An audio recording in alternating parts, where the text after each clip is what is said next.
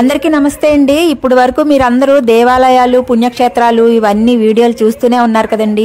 మా ఇంటికి ఇప్పుడు 300 పైగా రామచిలుకలు, పావురాయలు, వివిధ రకాల పక్షులు, కుక్కలు, పెట్ యానిమల్స్, పిల్లులు ఇవన్నీ వస్తానే ఉంటాయి కదండి. రోజు ఇవే పెడుతూ ఉంటే బోర్ అయిపోతారని చెప్పి మధ్య మధ్యలో ఇలాగా పుణ్యక్షేత్రాలకు వెళ్తూ అందరికీ మంచి జరగాలి, ఆ దేవుడి ఆశీస్సులు అందరికీ ఉండాలని చెప్పి నేను ఇవన్నీ పెట్టానండి. అయితే ఇప్పుడు ఈరోజు చూడండి, మనం దేన్నైనా బంధించి ప్రేమించినా వాటికి మన మీద ప్రేమ ఉన్నదండి. ఉజ్జాయింపుగా మన పిల్లల్ని అసలు ఎక్కడికి వెళ్ళనివ్వకుండా ఇంట్లోనే ఉంచి వాళ్ళకి పీకల దాకా ఫుడ్ పెట్టినా అంతసేపు మన మీద విసుక్కుంటారు. నువ్వు బయటికి వెళ్ళనివ్వు, మా ఫ్రెండ్స్ చూడు చక్కగా వెళ్తున్నారు, మన విసుక్కుంటానే ఉంటారండి. ఎంత ప్రేమగా వాళ్ళని మనం చూసినా ఒక్కసారైనా వాళ్ళకి బయటికి పంపించకపోతే చాలా చిరాకు పడతారు.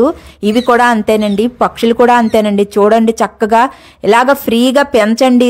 పంజరంలో పెట్టినా చూడండి వాటికి భయం లేదు. అదే పంజరంలో బంధించామనుకోండి పంజరం దగ్గరికి రావు. ఎంత చక్కగా వచ్చి తింటున్నాయో. పావురాయలు, రామచిలుకలు పోటీలుగా వచ్చి కొట్టుకుంటూ తింటూ ఉంటాయండి. ఎంతటి ముచ్చటైన దృశ్యం మీకు డబ్బులు ఇచ్చి కొందామన్నా దొరకవండి, ఎక్కడా మీరు చూడలేరు. చాలా మంది ఆహా పక్షులు నా దగ్గర ఉంటున్నాయని యూట్యూబుల్లో వీటిల్లో పెడుతున్నారు. కానీ వాళ్ళని మొత్తం అంతా పైన గ్రీన్ కలర్ క్లాత్తో మొత్తం చుట్టేసి కప్పేసి వాటికి అసలు బయటికి వెళ్ళనివ్వకుండా చేస్తే పాపం ఇంకా వాటికి ఏముంటుందండి. అందుకనే అవి వచ్చి పాపం మన దగ్గరికి వచ్చి వాళ్తూ ఉంటాయి. చాలా పార్కుల్లో నేను చాలా చోట్ల చూశానండి. మనం డబ్బులు ఇచ్చి కొనుక్కొని ఆ ప్లేసులకి వెళ్ళి అవి మన మీదకి వచ్చి ఆనందంగా వాళ్తూ ఉంటే ఆహా నా దగ్గరికి వచ్చినాయి అనుకుంటాం. అవి ఎందుకు వాళ్తున్నాయంటే మాకు విముక్తిని కలిగించండి, ఇక్కడి నుంచి మాకు ఫ్రీడమ్ ఇప్పించండి అని పాపం అవి బతుములాడుకుంటాయండి. వాటికి నోరు ఉండదండి. అసలు ఏ జీవిని మనం బంధించి పెంచొద్దండి. పక్షుల్ని బంధించి పెంచుతున్నారు. కానీ నేను కూడా అండి చాలా రామచిలుకలు ఇది పంగలకరత కొట్టి వాటిని కింద పడేస్తూ ఉంటారు కదా, వాటిని ఎంత రక్షించానో. అవి నన్ను వదలలేక ముద్దులు పెడుతూ ఉంటాయి. కానీ లాస్ట్కి అవి మంచి ఆరోగ్యంగా అయినప్పుడు ఎగిరిపోతాయండి. అప్పుడు నాకు చాలా ఏడుపు వస్తుంది. నేను చాలా ఫ్రీగా వాటిని ఇంట్లో వదిలేస్తానండి. రోజుకు 100 సార్లు నేను చెయ్యి కనుక్కుంటాను డెట్టాల్తో. చెయ్యి అరిగిపోద్ది, ఎందుకంటే అవి నిమిషానికి లెట్రిన్ వెళ్తూనే ఉంటాయండి. అదొకటి, వాటికి అవి ఆడుకుంటూ ఉండాలి కదా. మనం ఎన్ని రకాల వస్తువులు ఇచ్చినా అవి వాటితో ఆడుతూనే ఉంటాయి. మన పిల్లలకి నోటి దురద ఎలా ఉంటుందో చిన్నపిల్లలకి పళ్ళు వస్తున్నప్పుడు కొరికేస్తూ ఉంటారు చూడండి, అవి కూడా అంతేనండి. వాటికి న్యాచురల్ కొమ్మలు కావాలి, కొరుకుతూ ఆడుకుంటూ ఉంటాయి. అలాగ మా ఇంట్లో సౌండ్ బాక్సులు, వైర్లు, టీవీ వైర్లు, డిష్ వైర్లు అన్నీ కొరికేసినాయండి. అయ్యి నిజంగా మరి వాటికి ఎంటర్టైన్మెంట్ ఉండాలి కదండి. వాటికి కూడా మనం ఎంత ప్రేమగా పెంచినా బంధించి ఉంచితే చాలా చిరాకు వస్తుందండి. అవి ఆనందంగా ఆరోగ్యంగా ఉన్నప్పుడు నేను చాలా ఆనందపడిపోతాను. అసలు నన్ను వదలవు. అలాంటిది గుండెల మీద తన్ని మాకు ఆరోగ్యాన్ని ఇచ్చేవే ఇక టాటా బై బై అని ఎగిరిపోతూ ఉంటాయండి. కళ్ళ నీళ్ళు వచ్చి 2-3 వారాలు ఏడ్చుకుంటాను.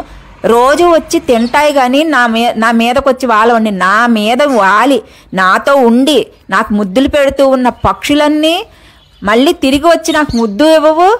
పైనుంచి చూస్తాయి, తింటాయి, ఎగిరిపోతాయండి. పోనీలండి, వాటి ఆశీర్వచనాలు నాకు ఉన్నాయి. అదే కుక్కలు అనుకోండి, మనం 10 సంవత్సరాల తర్వాత కలిసినా సరే అవి మన దగ్గరికి వస్తాయి. కుక్క ఒక్కటే అలా వస్తుందండి. ఏ పక్షి రాదండి. దయచేసి వేటిని బంధించి పెంచకండి. బంధించి పెంచామా అవి మనని శపిస్తాయండి.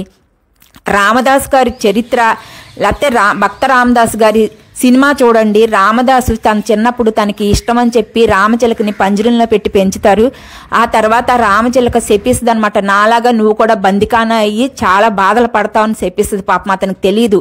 అతను రామ్ భక్తుడు కాబట్టి రామాలయాన్ని కడదామని చెప్పి ఆ టైంలో అతని అకౌంట్ ఆఫీసర్ అనమాట. తనకు వచ్చిన డబ్బులతోనే రామాలయాన్ని కడుతుంటే అందరికీ కుళ్ళు బుద్ధి పుట్టి రాజుగారికి చెప్తారు, చూడు రామాలయాన్ని కడుతున్నాడు, నీ డబ్బులే దోచేస్తున్నాడని. అప్పుడు ఆ రాజు రామదాసుని చితక తన్నేసి బంధించేసి జైల్లో బంధించి నానా హింసలు పెట్టేస్తారు. నా డబ్బంతా నువ్వే దొంగిలించేసావు పోయిందని చెప్పి. రామభక్తుడు కాబట్టి రామా రామా అనుకుంటూ ఎన్నో పాటలు పాడారు. ఆఖరికి ఆ రాజుగారి కళ్ళలోకి వచ్చి అతన్ని వదులు, అతన్ని ఏమీ చేయలేదు, నీవేమి దొంగిలించలేదని చెప్పి రాముల వారు రామదాసుని చెరసాల నుంచి విడదీయించారండి. ఆ రాజు కూడా అప్పటి నుంచి రామభక్తుడయ్యాడు. కానీ ఈ రోజుల్లో మనం ఏమీ చేయలేమండి. అవి శపిస్తే మనం మంచాల పడిపోతాం, కానీ మనం ఏమీ చేయలేమండి. రామదాస్ అంత భక్తులు వాళ్ళే ఎంతో కష్టాలు అనుభవించారు. రామభక్తుడు కాబట్టి ఆయనకి విముక్తి పొందిందండి. దయచేసి ఏ ప్రాణిని బంధించి పెంచద్దు, ఇలా పెంచండి, మీ దగ్గరికి వస్తాయి, చక్కగా తింటాయి, వెళ్ళిపోతాయి. సర్వేజన సుఖినో భవంతు.